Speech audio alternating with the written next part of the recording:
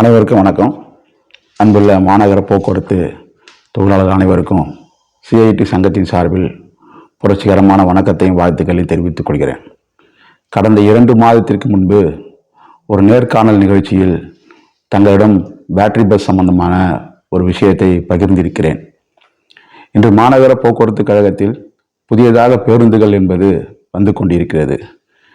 வருகின்ற சமீபத்தில் நம்முடைய போக்குவரத்து அமைச்சர் ஒரு 500க்கும் மேற்பட்ட பேருந்துகள் பேட்டரி பேருந்துகள் வருவதாக அறிவித்திருக்கிறார்.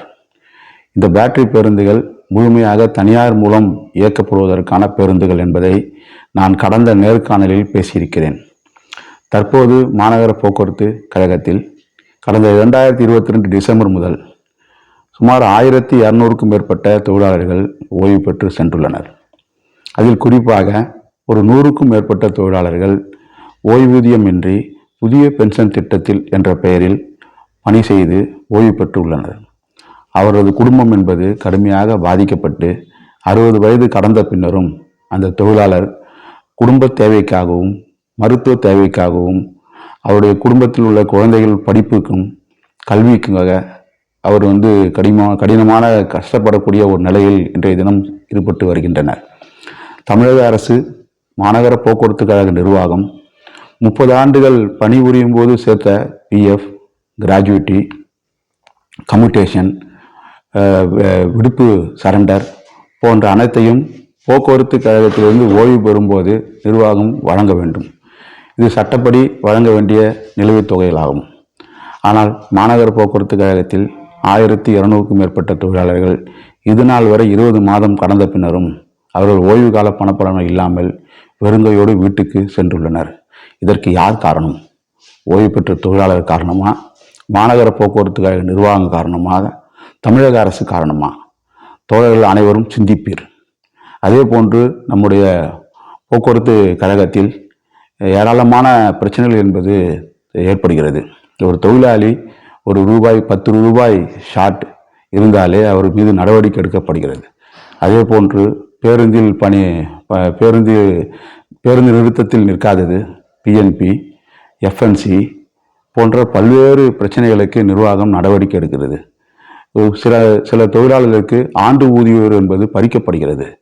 இவ்வாறு ஒரு சிறு குறைகளுக்கு நிர்வாகம் நம் மீது நடவடிக்கை எடுத்து ஆண்டு ஊதியம் பறிக்கும் போது ஒரு 1200க்கும் மேற்பட்ட தொழிலாளருடைய ஓய்வு கால பணப்பலனை நிறுத்தி வைப்பது பிக் பாக்கெட் அடிப்பதற்கு சமமாகும்.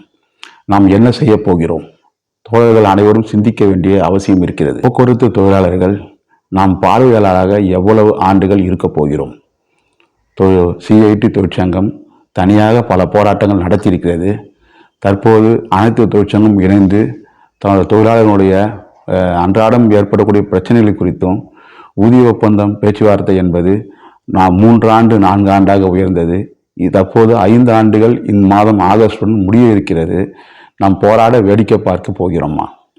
புதிய பென்ஷன் திட்டத்தை மாற்றி பழைய பென்ஷன் திட்டம் என அறிவிப்பது குறித்து திமுக தேர்தல் வாக்குறுதியில் தெரிவித்துள்ளது. அரசு ஊழியர்கள், ஆசிரியர்கள், அரசு துறை பணியாளர்கள் அனைவரும் புதிய பென்ஷன் திட்டத்தை எதிர்த்து போராட்டம் நடத்தி வருகின்றனர். போக்குவரத்து தொழிலாளர்கள் என்ன செய்ய போகிறோம்? தமிழக அரசு திமுக தேர்தல் அறிக்கையில் அமுல்படுத்துவதற்கு நாம் என்ன செய்ய போகிறோம்? சிந்திப்பீர்.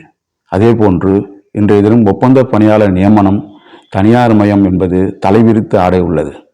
இது குறித்து சிஐடியு நீதிமன்றத்தில் வழக்கு தாக்கல் செய்து அந்த வழக்கு தோல்வியுற்று உச்சநீதிமன்றம் செல்ல உள்ளது. இந்நிலையில் ஓய்வு பெற்ற கான்ட்ராக்ட் மூலம் பணியாளர்கள் நியமனம் செய்யப்பட்டால் நிரந்தர வேலை என்பது ஒரு கேள்விக்குறியாகும்.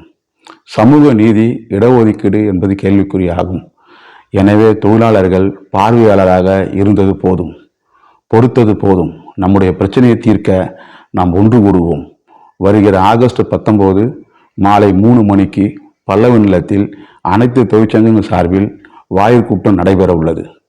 திங்கட்கிழமை வார ஓய்வு உள்ள ஆஃப் ரோலிங் தொழிலாளர்கள் அனைவரும் அலையிரண்டு திரண்டு வாரீர்.